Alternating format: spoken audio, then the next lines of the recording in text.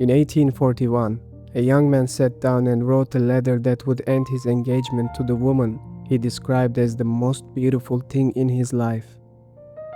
He wasn't leaving her for someone else.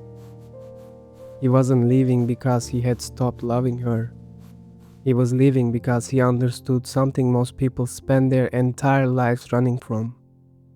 That some choices cannot be shared, that some depths cannot be explained, and that a life built on what is available, even when what is available is extraordinary, is not the same as a life that is true. His name was Søren Kierkegaard, and the way he chose to suffer would quietly become one of the most important ideas in human history. Copenhagen, winter. A city that rewarded silence and punished strangeness. Søren's father had once stood on a frozen hillside as a young shepherd boy, cold, forgotten, and cursed God out loud. He spent the rest of his life certain that God had heard him. When 5 of his 7 children died before reaching adulthood, Michael didn't call it coincidence. He called it consequence, a punishment measured out in small coffins. Søren survived, but he watched his father carry that guilt the way some men carry an old injury. Quietly, always, with a slight change in how they moved through rooms.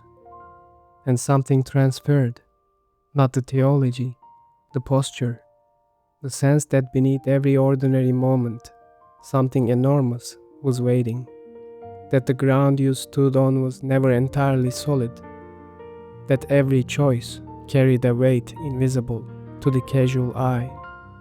He would write later, "I was already old when I was born." He did not yet have a name for what his father had given him. He would find it later. He would call it anxiety, and he would spend his entire life arguing that the darkness passed down like a curse was, in fact, the only inheritance worth having. He saw her for the first time when she was 14. Her name was Regine Olsen, bright-eyed, warm, entirely herself in rooms where other people performed versions of themselves. He waited 3 years. Then one afternoon, he knocked on her door. What followed was 2 years of the most intense courtship Copenhagen had witnessed. Letters delivered before dawn, long walks along the harbor, conversations that outlasted the candles. In 1840, he proposed. She accepted. And then something shifted. Not doubt, clarity, the terrifying kind. He understood something about himself that most people never have the courage to understand. That he could not give Regine what marriage required. His interior was too turbulent, too solitary, to share a home with another soul without destroying something essential in both of them. He chose honesty over comfort. He broke the engagement, and to protect her reputation, he staged it as her choice. Behaved badly in public, acted cold, let Copenhagen assume she had come to her senses and fled. He carried the cost of it alone. Regine eventually married someone else. Kierkegaard never did. And he did not leave her behind. He carried her forward, into every page he wrote, into every argument he made about what it costs to be honest. She was not his past. She was his proof. Here is something Copenhagen did not understand about Søren Kierkegaard. He was everywhere.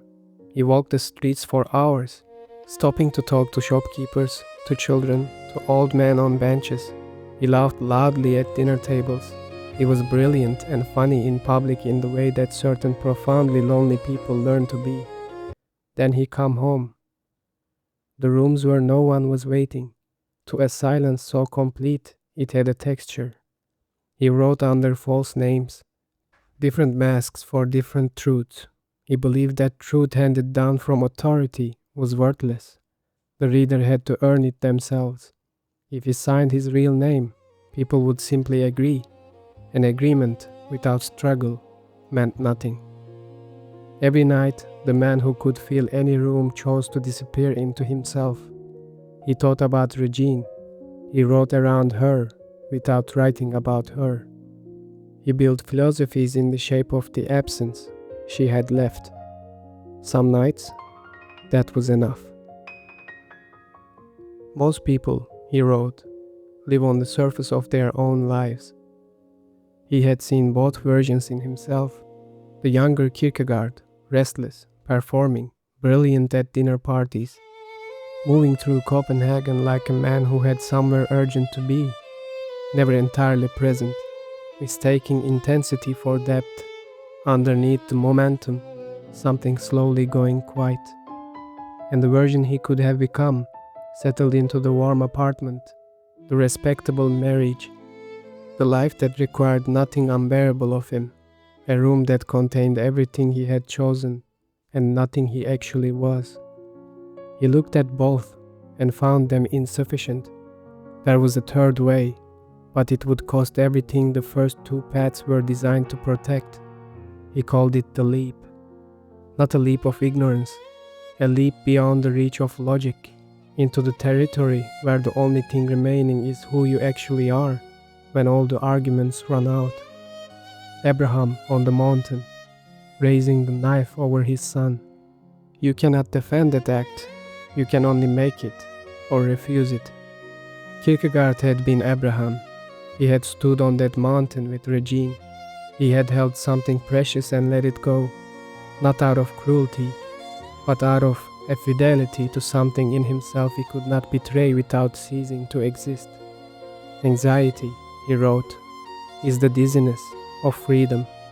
When your stomach drops before a real decision, the relationship that would cost everything, the truth that cannot be unsaid, you are not broken. You are standing at the edge of your actual life.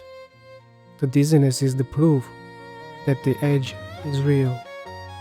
In his final years, Kierkegaard turned on the Danish church, not because he had lost his faith, because he had watched the institution take the most dangerous idea he knew, the leap, and send it down into something warm and entirely without cost. The church had made the leap into a membership. He published pamphlets in the street. He was not interested in being reasonable. He had spent his whole life refusing the reasonable version of things. He collapsed on the street in October 1855, 42 years old, carried to a hospital by strangers. A friend asked him if he was at peace. He said he was. There was no wife in the room, no children, no institution that claimed him, only the notebooks. A life turned entirely inward and somehow, because of that, capable of reaching further outward than almost any philosopher of his century. He had made the leap. He had paid for it every day. He died certain it had been worth it. Somewhere in another part of the city, an older Regine was living the life he had made possible for her by leaving. He had loved her enough to be honest. Kierkegaard spent his entire life arguing one thing, that the moments which terrify you are not obstacles to your life, they are the entrance to it. The dizziness you feel before a real choice, the kind that cannot be undone, the kind that costs something permanent, is not a warning to stop. It is the moment just before the leap. Most people wait for it to pass. They find a way to stay comfortable, to defer. And the years go by, and the edge is always there. Kierkegaard leaped. He lost the woman he loved. He lost a comfortable life. He lost the kind of legacy that gets celebrated in your own lifetime. And he found something the comfortable life could never have given him. The question he left behind is not abstract. What would it cost you to jump?